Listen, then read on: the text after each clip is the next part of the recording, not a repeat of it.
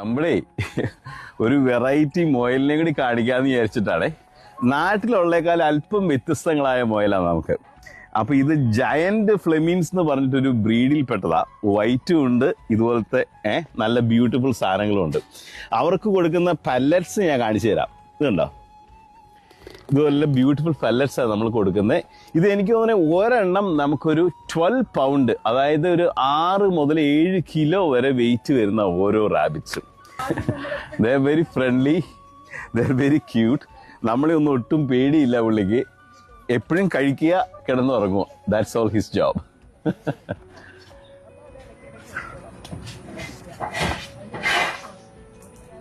പെട്ടെന്നാണ് ഇതിൻ്റെ വളർച്ചകൾ.